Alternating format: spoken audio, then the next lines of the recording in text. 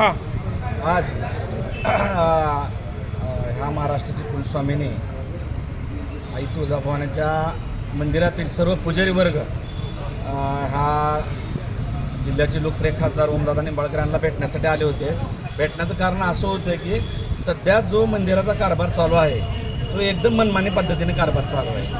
आज तुळजापूरमध्ये येणारा भाविक वर्ग हा तुळजापूर हे शक्तिपीठ आहे. त्याच्यामुळे तिथं येणारा हा भाविक वर्ग हा केवळ दर्शनासाठी येत नाही, तर ते कुलाचार कुलधर्म जे काय आहेत म्हणजे खाण्या नारळाची ओटी भरणे असेल, अभिषेक पूजा असेल, जागरण गोंधळ असेल, माळपरडे असेल, जावळ असेल, अशा बऱ्याच विधी आहेत ज्या वर्षानुवर्ष परंपरेप्रमाणे काय भक्त करत येत आहेत. आणि त्या अनुषंगानं पुजारी हा मंदिरामध्ये हा देवीच्या आणि येणाऱ्या भक्तांमधलं एक माध्यम आहे पुजारी पूजा करून देण्याचं. आणि त्या पुजाऱ्यांना हे सध्याचं जे प्रशासन आहे ते एक असं वेगळ्याच दृष्टिकोनातून बघत आहे. त्यामुळं मंदिरातला एकदम जो बोंगळ कारभार चालू आहे त्या कारभाराचा जो विषय होता तो मान्य खासदारांसमोर मांडण्यासाठी आज हे आमचा सगळा पुजारी बंधू वर्ग आलेला होता. माझं तुमच्या माध्यमातून त्या प्रशासनाला एकच म्हणणं आहे की पुजारी हा काय तुमचा प्रशासनाचा दुश्मन नाही. आज तागायत प्रशासन आणि पुजाऱ्यांनी समन्वय साधूनच भक्तांचं समाधान कसं करता येईल हे बघितलेलं आहे. पुजाऱ्यांची प्राथमिकता ही भक्तांचं समाधान कसं होईल हेच आहे मूळ. आणि त्यालाही प्रशासनानं थोडीशी मदत करावी. कुठेही पुजारी आणि प्रशासनामध्ये दुरावा आहे असं दिसतं कामा नये. त्याच्यातून काय होणार आहे, येणाऱ्या भक्तांचीच हेळसांड होणार आहे. त्याच्यामुळे ते मांडण्यासाठीच आज मान्य खासदार साहेबांकडे हा पुजारी वर्ग आलेला होता. तर आता परवा दिवशी मला वाटतं शुक्रवारी खासदार साहेबांनी अध्यक्षांची वेळ घेतलेली आहे.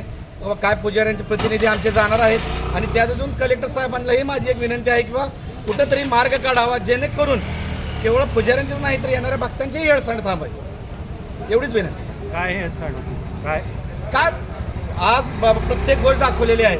म्हणजे आज ज्यावेळेस गर्दी वाढती त्यावेळेस ॲक्च्युली येणाऱ्या भक्तांच्या दर्शनाच्या लाईन वाढल्या पाहिजेत. तर प्रशासनानं 4च्या ऐवजी 2 लाईन केलेले आहेत, रांगा केलेल्या आहेत. त्याच्यामुळे एकदम ताण पडत आहे भक्तांवर. दुसरी गोष्ट अशी आहे की 4 ते 5 गेट होते पुजाऱ्यांना येण्या जाण्यासाठी आणि त्या गेटच्या माध्यमातून जेवढे लवकर भक्त दर्शन करून बाहेर काढता येतील तेवढा पुजाऱ्यांचाही प्रयत्न असायचा. परंतु आता केवळ एक गेट ठेवलेला आहे जाण्या येण्यासाठी. त्याच्यामुळं भक्तांचा आणि पुजाऱ्यांचा कुठेतरी समन्वय जो होत होता मंदिरामध्ये आल्यानंतर तो होत नाही. त्याच्यामुळं ही गोंधळ उडत आहे. त्याच्यामुळं माझी प्रशासनाला एकच विनंती आहे की पुजाऱ्यांना विश्वासात घेऊन ह्याच्यावर काय तर मार्ग काढण्यात आहे. मागच्या काही दिवसामध्ये पुजारी आणि भाविकांमध्ये हाणामारीचे घटना घडलेल्या आहेत. तर पुजाऱ्यांना आणि भाविकांमध्ये नाही तो त्या घटना ह्या जो सिक्युरिटी जी एजन्सी आहे ना त्याच्यामधून झालेल्या पुजाऱ्या आणि भाविकांमध्ये कधीही वादाच्या घटना घडलेल्या नाहीत आणि घडणारही नाहीत. आमच्या पुजारी वर्ग हा प्रथम प्राथमिकता फक्त भक्तांना देतो की आलेल्या भक्तांचं समाधान कसं झालं पाहिजे ह्याची प्राथमिकता पुजाऱ्यांची आहे. का आत्तापर्यंत पुजाऱ्यांमध्ये आणि भक्तांमध्ये कुठलीही तक्रार झाली नाही. तक्रार ही तिथं जी सिक्युरिटीला जी कोण एजन्सी आहे त्या एजन्सीचे जे कर्मचारी आहेत मुजोर कर्मचारी आज त्यांनी व्यवसाय करून टाकलाय आणि बदनामी होती पुजाऱ्यांची.